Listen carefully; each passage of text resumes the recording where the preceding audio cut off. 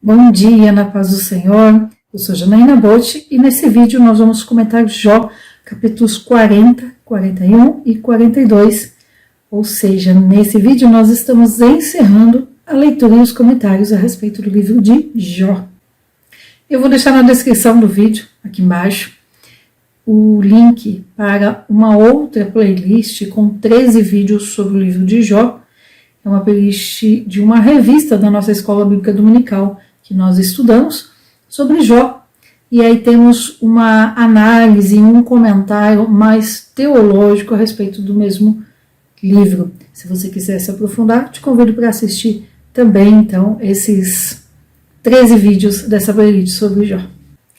Deus começa a falar com Jó, aqui no capítulo 38, que nós vimos no vídeo anterior, 38 e 39. E nesses primeiros dois capítulos da resposta de Deus, vimos que Deus fez aí cerca de 50 perguntas para Jó, para mostrar que por mais que Jó falasse, por mais que fosse sábio, ele não sabia tudo, que na verdade ele sabia muito pouco.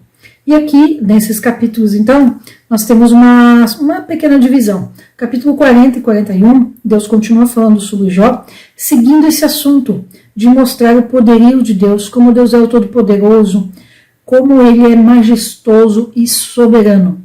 E o capítulo 42 é o desfecho da história, Jó respondendo a Deus, a essa fala de Deus que dura aqui 4 capítulos, e também Deus mostra o virar de cativeiro, como falamos a respeito de Jó. Vamos então ao capítulo 40. Então Deus já falou 38 e 39, né? E o 40 continua assim. E respondeu ainda o Senhor a Jó, e lhe disse. Então esse respondeu ainda é como que uma mudança de assunto. Deus fala o 38 e 39 e ainda fala mais, dando uma pequena mudança. E aqui nesse capítulo 40 e no 41, Deus vai citar 2 animais aqui para Jó. E há uma linha de estudiosos que defendem que esses animais apontam para Satanás, que na verdade se refere a uma descrição de Satanás. É claro que podemos entender dessa forma também, mas numa primeira leitura eu costumo orientar para ler de forma literal, ler e entender exatamente o que está escrito. Vamos aqui ao versículo 2, capítulo 40, versículo 2. Desejarás disputar com o Todo-Poderoso que lhe censura? Quem repreende assim Deus, responda por isso. Então Deus fala para Jó, você me chamou a atenção. Você quis até dizer que eu tinha que estar diante de você para você se justificar. Aí olha só, aqui há um espaço para Jó falar e Jó responde. Então respondeu Jó ao Senhor dizendo, eis que eu sou ouvi, o que te responderei? A minha mão ponho sobre a minha boca. Porque Deus pergunta, você quer disputar comigo? Então Jó percebe que é ignorante diante do Todo-Poderoso e que ele realmente precisa ficar quieto. E ele tem essa fala, né, de a minha mão ponho sobre a minha boca. Como quem faz, né? Não devia ter falado o que eu falei. O que eu vou responder, eu não tenho o que falar. Aí o 5. Uma vez falei, mas não replicarei, ou ainda 2 vezes. Mas não voltarei a falar. Ele percebe o quanto que falou e que não deveria ter falado, que não vai mais replicar. Versículo 6. Então respondeu o Senhor a Jó de um redemoinho e disse, chegue agora como homem os teus lombos, eu te perguntarei e tu me explicarás. Então Deus fala, vem, agora estou à sua disposição. Invalidarás tu também o meu julgamento, ou então me condenarás para que te justifiques a ti? E aqui Deus aponta diretamente para o ponto de Jó, o ponto onde ele errou. A autojustificação. Veja Deus falando, invalidarás tu também o meu julgamento? Ou então me condenarás para que te justifiques a ti? Porque Jó passou todo esse tempo do seu processo, do seu sofrimento, se auto-justificando, usando a sua retidão, a sua justiça, usando isso como fator para se justificar. Tu tens braço como Deus, trovejarás tu com voz como ele o faz, orna-te agora de majestade e de alteza e veste-te de honra e de formosura. Ou seja, Jó, se vista como Deus se veste, se vista de majestade e de alteza, honra, de formosura. É claro que Jó não conseguiria fazer isso. Derrama as flores da tua ira e olha para todo soberbo e abate-o. Olha para todo soberbo e humilha-o e quebra os ímpios no seu lugar. Olha o versículo 14. E eu também te confessarei que poderás te salvar com a tua mão direita. O homem sempre pensa. Nós sempre pensamos que poderíamos fazer algo para nos salvar. E aqui Deus fala diretamente com Jó que não adianta, ele não consegue. Ele não vai conseguir se salvar. E aí aqui dos 15 em diante, Deus vai apresentar então duas criaturas aqui, as duas criaturas para Jó. Olha agora o behemote, ou em algumas versões berremote, o qual eu fiz contigo, que a erva come como o boi. Eis que a sua força está nos seus lombos e o seu poder nos músculos do seu ventre. Então Deus vai falar aqui sobre esse animal com Jó, para depois, aqui no 24, perguntar para Jó: alguém, à vista de seus olhos, poderia caçá-lo com armadilhas ou perfurar o seu nariz? E há muitas discussões de historiadores, de teólogos, de vários níveis de conhecimento e tipos de conhecimento para desvendar que animal que é esse. O consenso maior é de que era um hipopótamo. A Bíblia não fala, é esse nome aqui que fica, toda essa discussão fica em aberto, e na verdade o ponto importante aqui não é saber que animal que era, também não é saber se era um animal literal. Eu acredito que era um animal mesmo, que Deus está falando aqui de um animal de forma literal. Também não é importante se estava sendo descrito Satanás ou não. O que Deus chama atenção aqui é o que é importante. O que Deus chama atenção aqui é o que é importante. O ponto que Deus chama atenção é: o homem não consegue fazer nada por si só. O homem não tem condições de fazer nada. O homem é dependente de Deus. O homem não consegue pegar este animal que Deus cita aqui e domá-lo, ou, como fala aqui no versículo 24, caçá-lo como o próprio animal vendo. Porque é um animal que sabe se defender. É um animal que é muito forte. É um animal que o homem não tem condições de vencer. E ele continua. Deus continua falando no 41, traz outro animal aqui. Tirarás tu, Leviatã, com um anzol ou com a corda que tu lançares em sua língua? Ou seja, também não consegue fazer nada com o Leviatã. Poderás tu pôr um anzol de ferro em suas narinas ou perfurarás com ganchos a sua queixada? Então, mais importante do que ficar discutindo que animal que é, eu penso que é entender, assumir que nós, sem Deus, não podemos fazer nada, que o homem não tem condições de vencer sozinho por si só, e não tem condições de se auto-justificar, que é exatamente o que Deus traz aqui. A partir do versículo 8, Deus começa a falar: você vai se justificar a si mesmo? Tu tens um braço como Deus? Então Deus começa a trazer esta questão. O 12, olha para todo soberbo e humilha-o e quebra os ímpios no seu lugar. Então Deus está falando de autojustificação, do homem querer vencer ou achar que tem força suficiente para fazer algo. Então Deus faz o quê? Mostra esses dois animais e fala: olha, você não consegue, o homem não consegue. 41, versículo 3, multiplicará porventura ele os rogos para contigo ou te falará ele brandamente? Fará ele concerto contigo para que o tomes como servo para sempre? Brincará tu com ele como um pássaro ou atarás para as tuas meninas? Farão dele um banquete os teus companheiros, ou o repartirão entre os mercadores? Cortarás tu com uma faca o seu couro, ou com arpões de pescadores a sua cabeça?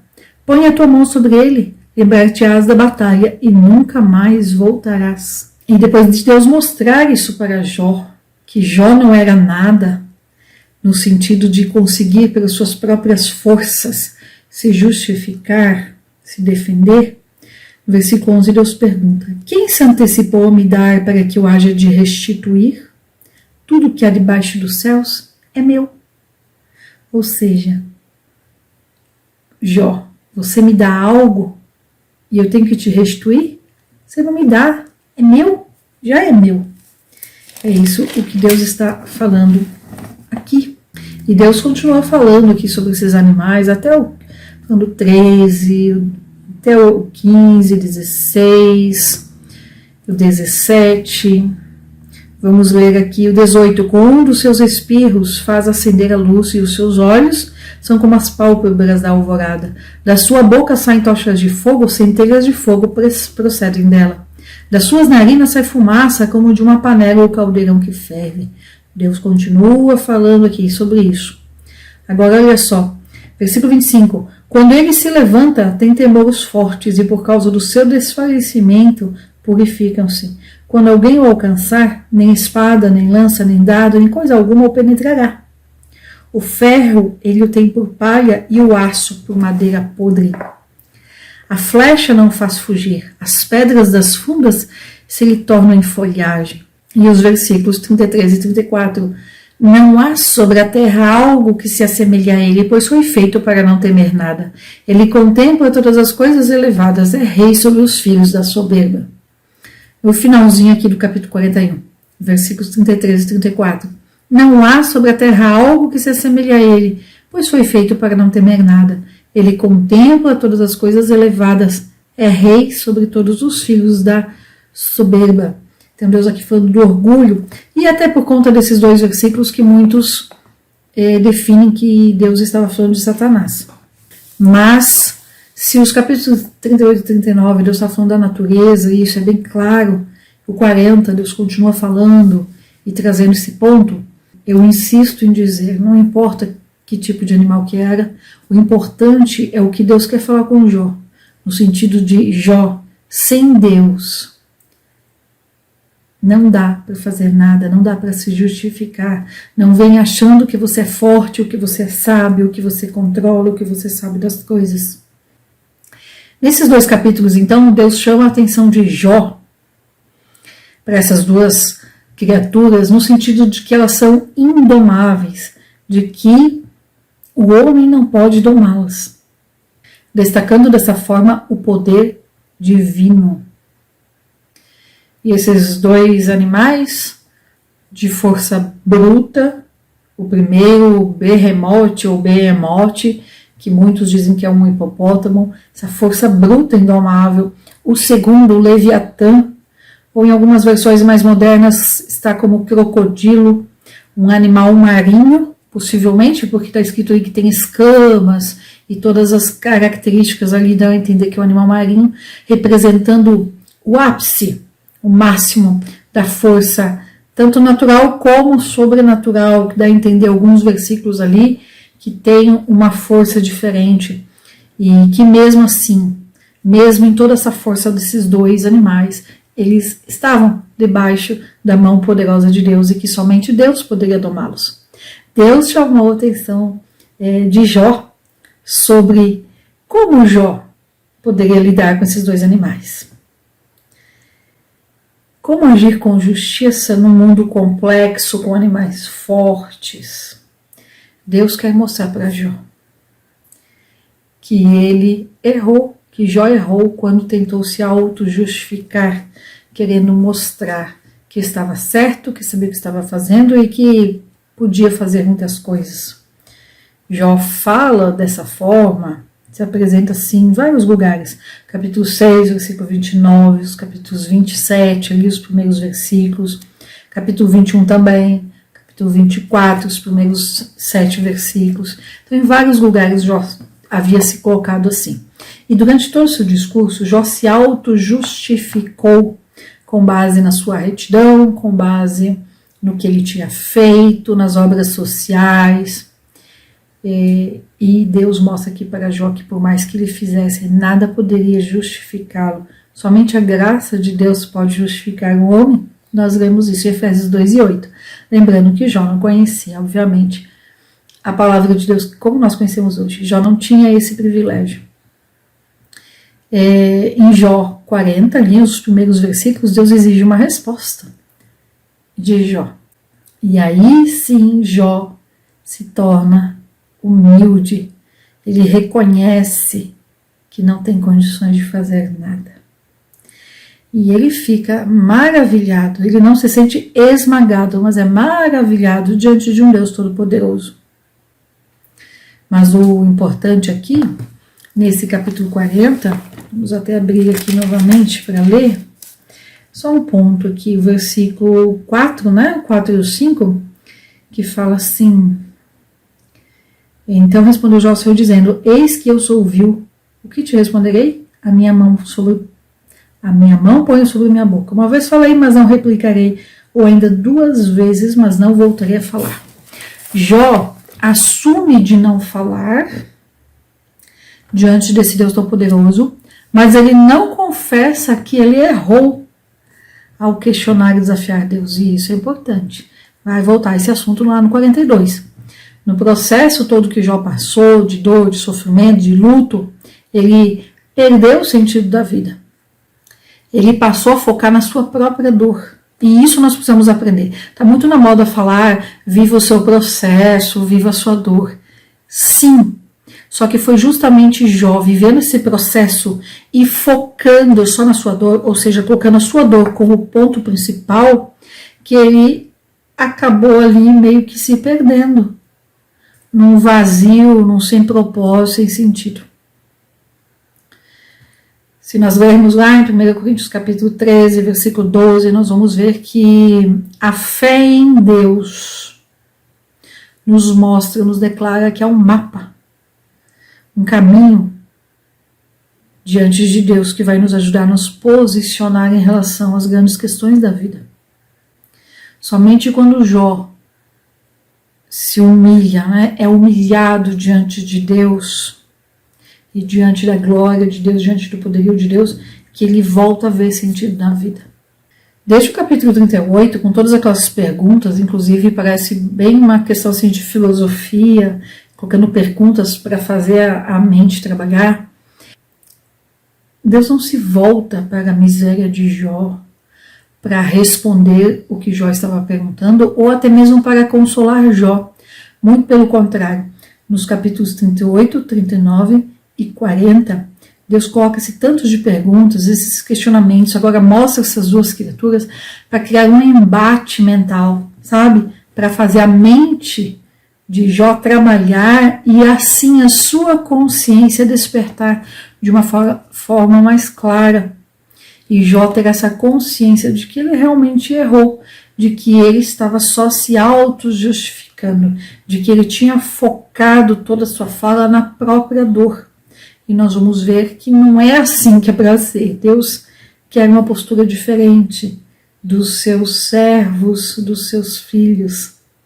Deus se revela a Jó, não para respondê-lo, como eu já disse, nem para consolá-lo, mas para mostrar que Jó era imperfeito, pequeno e que não tinha todo o conhecimento a respeito de Deus, da sua majestade. O mundo não foi criado e largado para trás por Deus. Deus mostra para Jó que criou todas as coisas e que sustenta todas as coisas. Deus mostra que ele continua no controle de tudo. E isso é para nós também. Deus continua no controle de tudo. O que nós precisamos fazer é tirar o foco de nós mesmos. Corrigir esse foco. Sabe quando precisa acertar o foco? Virar um pouquinho? Então é tirar os olhos de nós e acertar o foco. Olhar para Deus. Colocar os nossos olhos em Deus. Tirar o foco do nosso sofrimento. Claro que muitas vezes nós estamos num desespero, acontecem coisas muito difíceis, é luto, perdas, doenças, tantas dificuldades. Mas nós precisamos nos lembrar do que Deus já falou na sua palavra. Há um tempo determinado para todas as coisas. Sempre, sempre temos algo para aprender, algo para mudar, algo para melhorar, avançar no que eu chamo de processo de santificação. Jó tentou entender a sua situação, o que ele estava passando, pela razão, através da razão. Então, na razão, ele estava avaliando e colocando ali, olha, eu sempre fui reto, eu sempre fiz o bem para as pessoas, desta forma. Mas há limites para nós entendermos a vida através da razão. Muitas vezes precisamos deixar a razão de lado, ou seja, parar de querer entender tudo e precisamos nos mover pela fé. Principalmente quando estamos passando processos de dor, processos de sofrimento, ou emocional, luto, doenças, ou dores físicas por conta de alguma doença física. Nós precisamos, nesses momentos, durante esses processos, não olhar, não tentar entender pela nossa razão. Parar de falar, eu quero entender, eu preciso entender. Não precisamos entender tudo. É esse o ponto para Jó. Muitas vezes precisamos apenas nos mover pela fé. O que é esse mover pela fé? É crer, é confiar que Deus continua no controle de todas as coisas. Se estamos passando por um processo de dor, um processo de sofrimento, precisamos olhar para Deus e deixá-lo trabalhar na nossa vida, nos corrigir, nos educar. Vimos que o sofrimento também é sim para a educação, para a nossa santificação. Há um plano de Deus para cada um de nós, há um desígnio de Deus para cada um de nós, há um desígnio para o homem, há um desígnio para a mulher que teme a Deus e desvia-se do mal. Há um propósito em tudo. Há um propósito no que aquilo que parece apenas um sofrimento, apenas uma provação. Há propósito na dor e no sofrimento.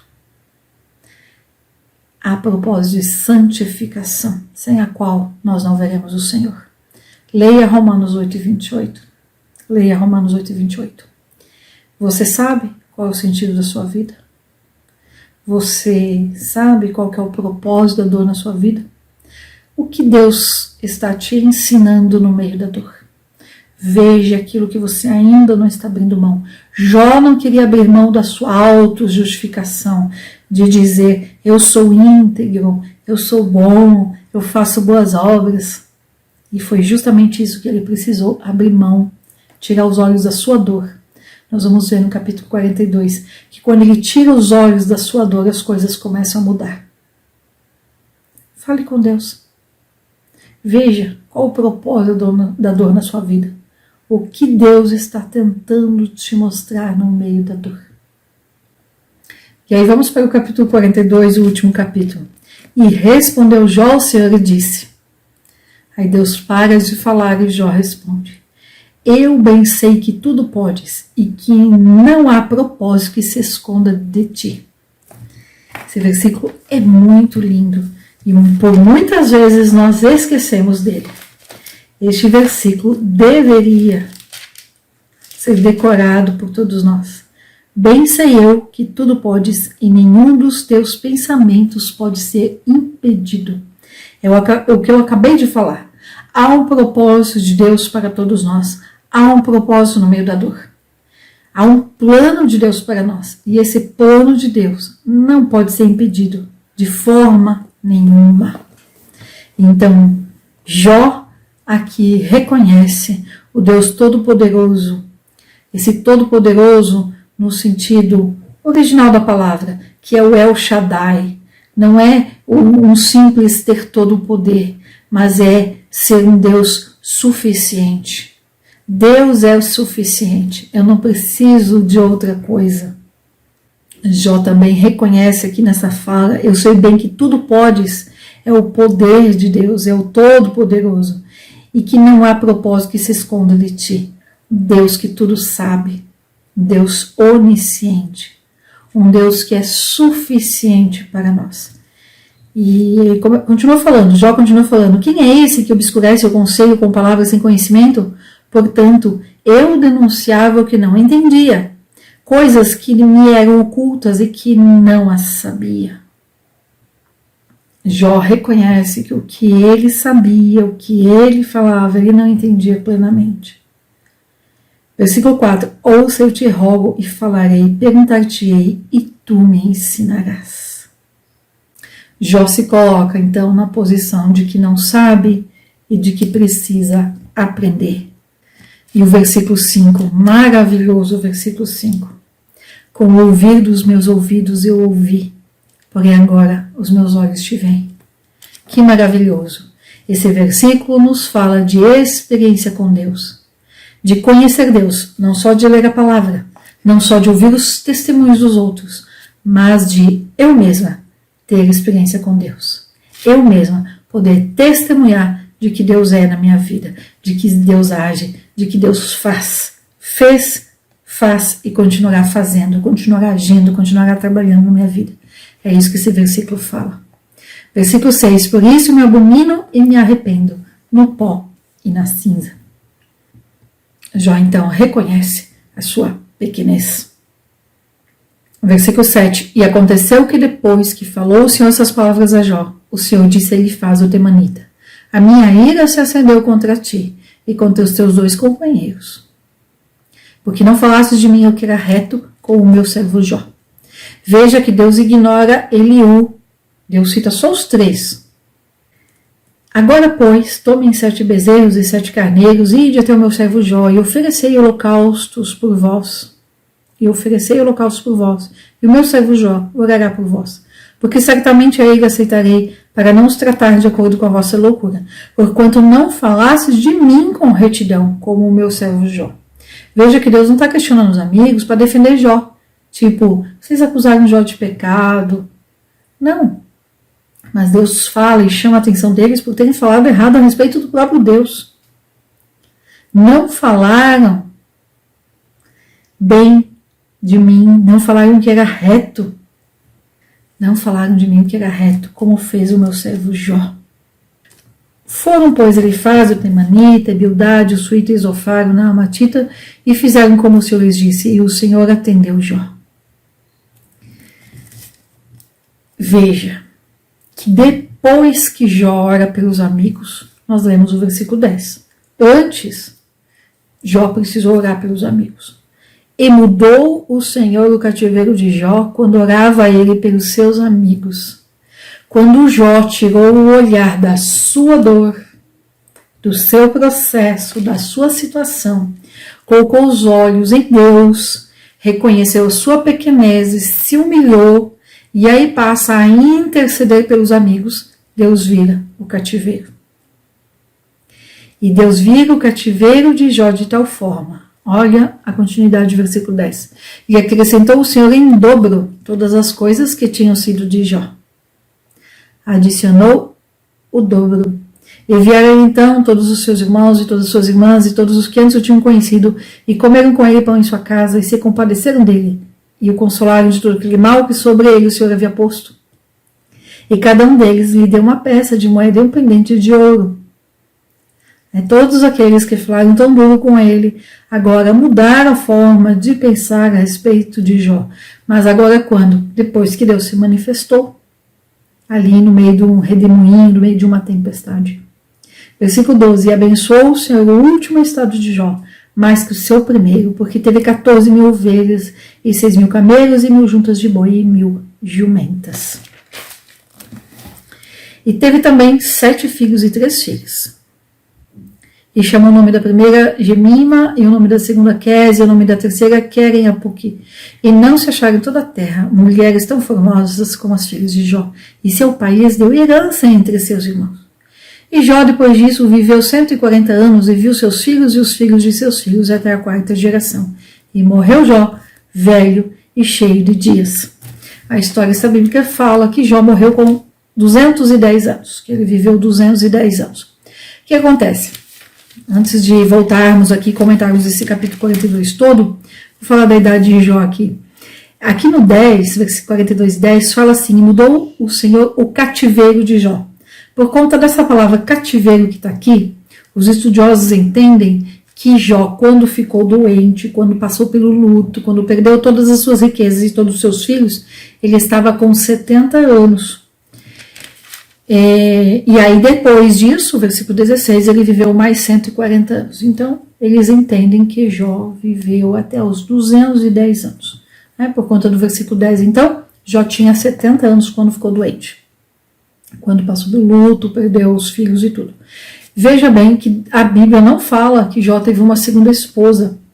Aquela esposa que o incitou ali, deu aquela cutucada para ele pedir para morrer, né? Fala contra Deus e morre. Entendemos, os estudiosos entendem, eu entendo assim também, que era a mesma mulher que ficou com ele até aqui. Lá a Bíblia não fala que ela se separou, que ela deixou Jó, que ela morreu, nada. Entendemos que era a mesma mulher e que aqui Jó teve então mais 10 filhos com ela. Alguém poderia dizer que terminou como começou. Jó com o dobro das coisas, esse seria o diferencial. Mas, na verdade, se fosse assim, terminou como começou, apenas com a questão da riqueza ali em dobro, não teria propósito no livro. E lá em Romanos 15:4 fala que há um propósito em toda a Escritura para aprendermos, para termos esperança. Então, vamos olhar um pouco mais sobre esse capítulo 42. Jó terminou rico e próspero, como ele era no começo, mas diferente do que ele era no início. Jó no início era íntegro, reto, temente a Deus e se desviava do mal. Mas ele também era autoconfiante, cheio de justiça própria. No começo, no início do livro, no início da história, Jó se queixa de Deus, dizendo que Deus estava deixando ele daquele jeito. Durante a provação, Jó se queixa a Deus. Durante todo o seu processo de sofrimento, ele vai ganhando uma consciência diferente, até quando Deus fala, Deus se manifesta. E aí sim, Jó ganha essa consciência de quem ele realmente era, da sua pequenez. Um ser humano que sem Deus não é nada. No início do livro, Jó acreditava na justiça retributiva. Então ele dizia: eu sou justo, eu preciso receber porque sou justo. Mas a sua experiência, o seu conhecimento de Deus muda. E quando Deus vira o seu cativeiro, Jó tem consciência então de que Deus abençoa com base no relacionamento do ser humano com Deus e não com base nas obras do ser humano.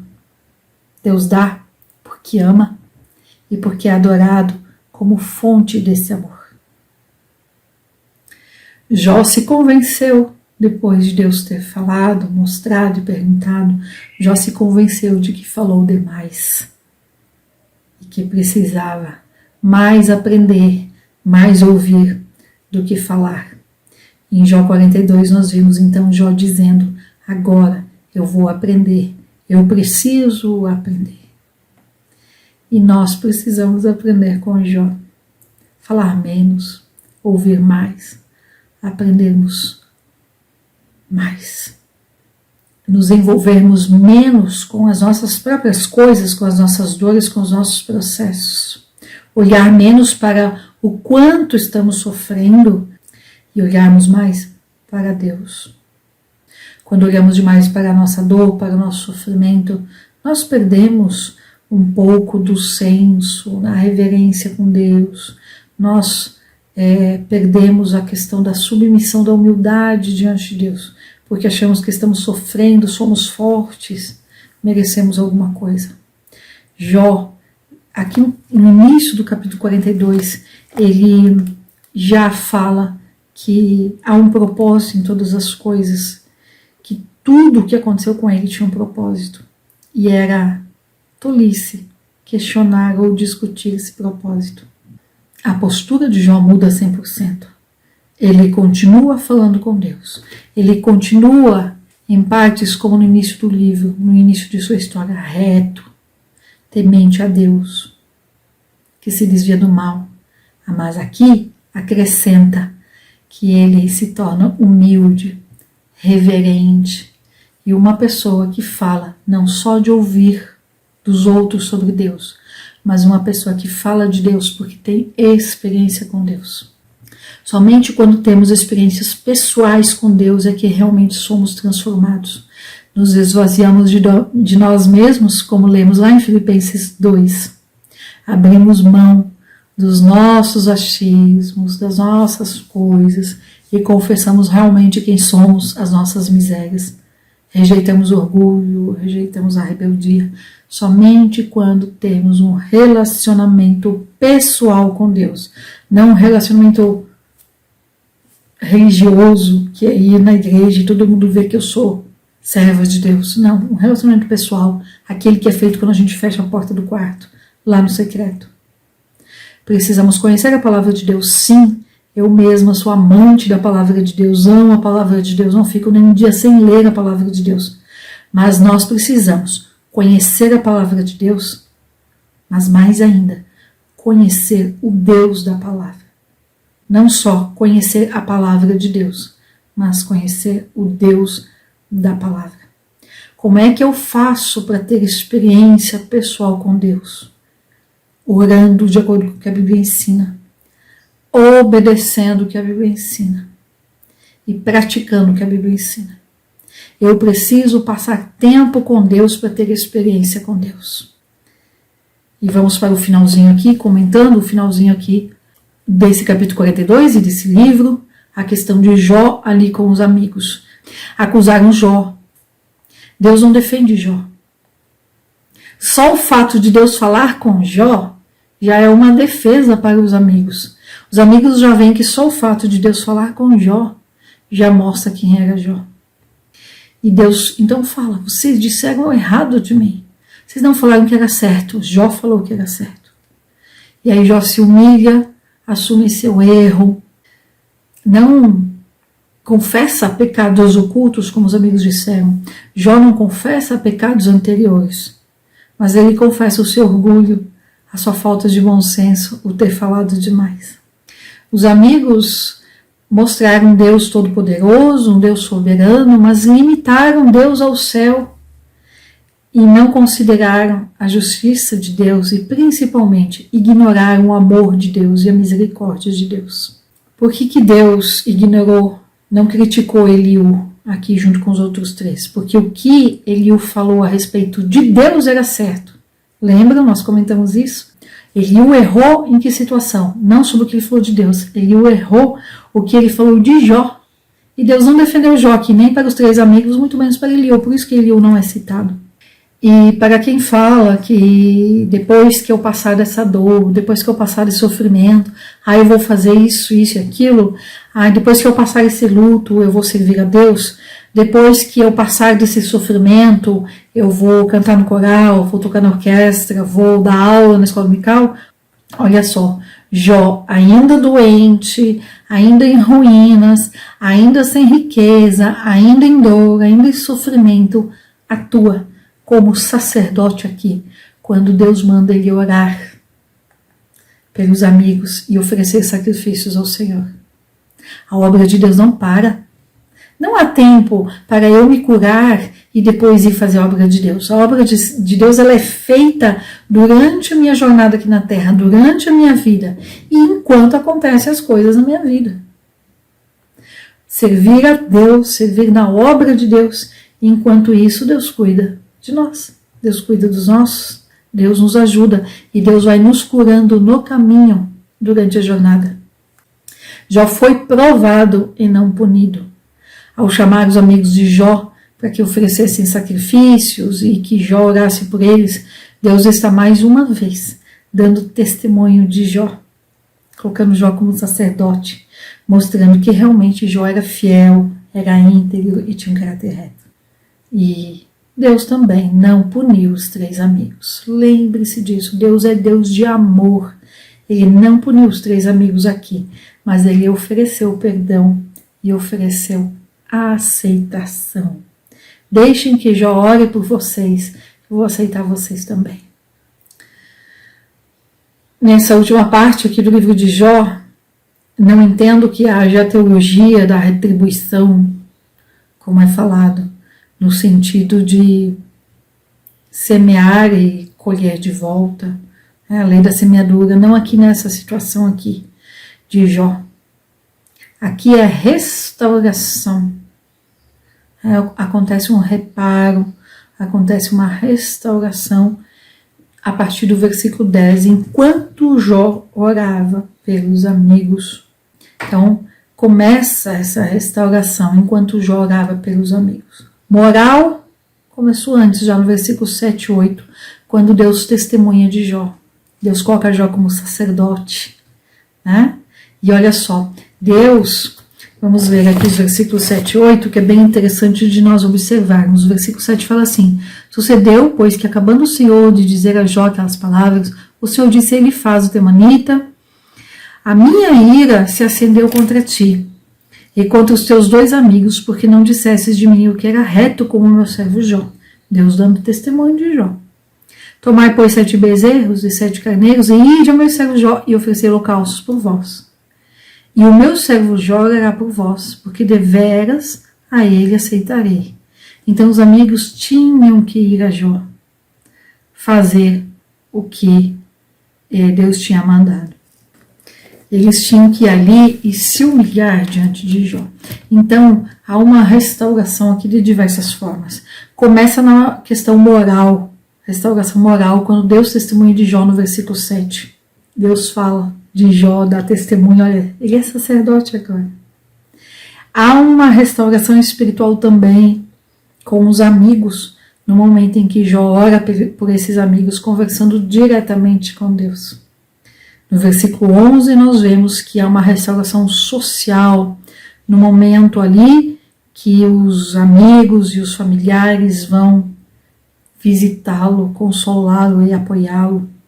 E o versículo 12, a restauração material. Né? Os presentes que Jó recebeu ali eram um costume desse período de Jó, após infortúnio. Comidas no luto, por exemplo, como acontece muito isso, inclusive nos Estados Unidos. A família está de luto, os que vão visitar no período de luto levam uma torta, levam um pão, levam alguma coisa ali para comer. Esses presentes do versículo 11 é nesse sentido, costume cultural. Não é por causa dos presentes no 11 que Jó fica rico de novo. Só esclarecendo essa dúvida que algumas vezes surge. E aí, encerrando, Deus justificou a Jó, sem contar para Jó exatamente o que aconteceu. Nós sabemos os bastidores, sabemos que foi Satanás, mas Jó ficou sem saber. O que isso nos transmite? Que nós não precisamos saber de tudo, que nós não precisamos perguntar por quê. Com Jó aprendemos que não precisamos saber os motivos do sofrimento. Aprendemos também que nem sempre os ímpios, aqueles que são maus, os inimigos, aqueles que não servem a Deus, nem sempre são punidos e nem sempre os justos são recompensados. Não aqui nessa vida, não, nem sempre aqui, mas na eternidade sim, com certeza. Deus é soberano e atua também fora daquilo que nós sabemos ou do que acreditamos. Há um mundo espiritual acontecendo, fora dos nossos olhos naturais. Deus nos prova, sim, permite a dor, sim. Citei por diversas vezes Romanos 8 e 28. Para quê? Para nos ensinar, para que avancemos no processo de santificação. Terminamos a leitura do livro de Jó com esse aprendizado. Eu vou usar aqui uma frase do pastor José Gonçalves. Jó é restaurado no final da história. Deus é glorificado e nós somos edificados. Eu espero que a leitura do livro de Jó tenha te edificado, assim como edificou a mim também. Que possamos aprender com os nossos processos de dor, de sofrimento, a não focar os olhos na nossa dor, mas a focar os nossos olhos em Deus e deixar que Ele trabalhe no nosso coração, no nosso íntimo e na nossa vida. Avancemos no processo de santificação. Eu agradeço a sua companhia em assistir, em ouvir os comentários. Leia a sua Bíblia, leia o livro de Jó. Que Deus te abençoe e até o próximo vídeo.